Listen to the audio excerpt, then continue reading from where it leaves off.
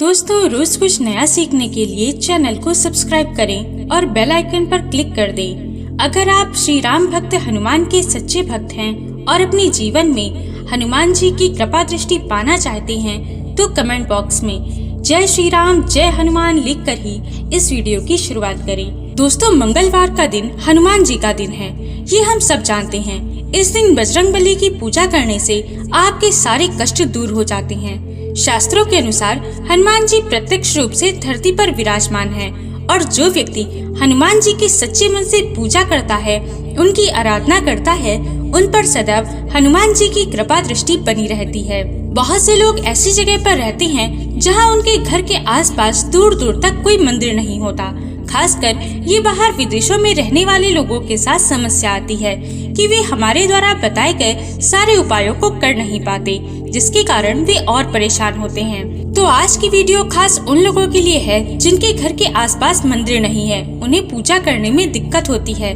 तो अब आपको परेशान होने की जरूरत नहीं है। आज की वीडियो में हम आपको कुछ ऐसे तरीके बताएंगे जिससे आप अपने घर में ही कर अपने जीवन की सारी समस्याओं से मुक्ति पा सकते हैं।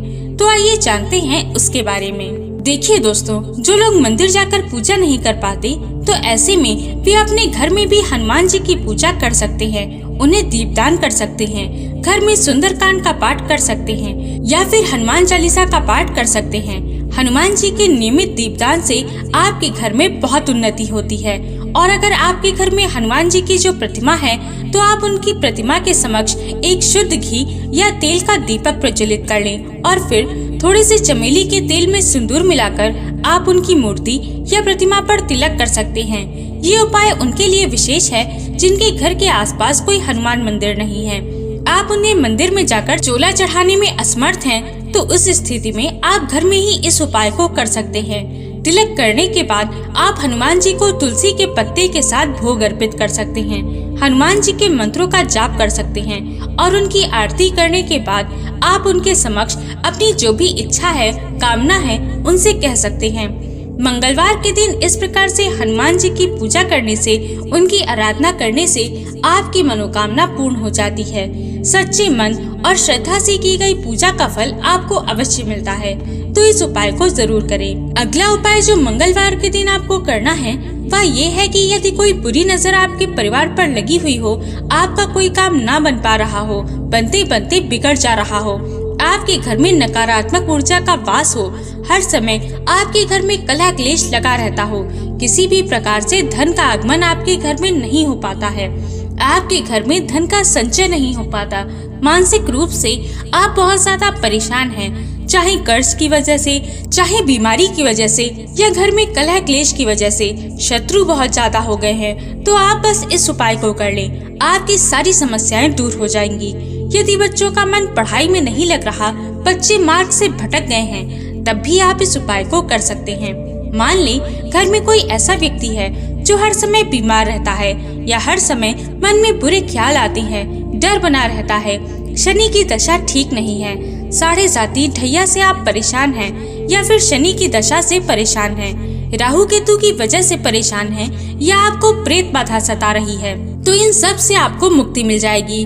कोई भी समस्या या दुख क्यों ना हो, सब दूर हो जाएंगे। किसी भी तरह के भय और नकारात्मक ऊर्जा, डर, बीमारी, दुख, जो भी दिक्कत है, बस आप इस उपाय को कर लें, निश्चित रूप से आपको लाभ मिलेगा। आप इस उपाय को किसी भी मंगलवार के दिन कर सकते हैं। मंगलवार की शाम को 6 बजे से लेकर रात के 10 बजे तक आप इस उपाय को कर सकते हैं। तो आपको करना क्या है कि एक शुद्ध घी का या तिल के तेल का दीपक जला लें। आप इसे घर के मंदिर या बाहर के किसी मंदिर में भी कर सकते हैं जहां आपकी इच्छा हो। दीप जलाकर पंचोपचार विधि से धूप, अक्षत इत्यादि अर्पित कर हनुमान जी की पूजा करें। उसके बाद भोग के रूप में जो भी आपके पास है, कोई भी मीठी चीज हनुमान जी को चढ़ा दें। गुड़, बूंदी, बूंदी का लड्डू, यदि फल आपके पास है तो आप उसका भी भोग लगा सकते हैं। एक बात का ध्यान रहे कि हनुमान जी की पूजा करने से पहले शुद्ध अवश्य हो जाएं। स्नान आदि कर साफ वस्त्र पहन लें। हनुमान जी की पूजा में विशेष रूप से शुद्धता जरूरी है, इसलिए शुद्ध होकर ही आप पूजा करें। लाल रंग के वस्त्र धारण करें। लाल रंग का आसन बिछाकर उस पर बैठकर पूजा करें। यदि लाल आसन नहीं है तो जो आसन है उस पर बैठकर पूजा करें। हनुमान जी के समक्ष धूप दीप प्रज्वलित करें। यानी कि जब आप हनुमान जी की पूजा पूर्ण रूप से कर लेंगे तब आपको क्या करना है कि जो ऑरेंज वाला सिंदूर होता है आपको वो लेना है।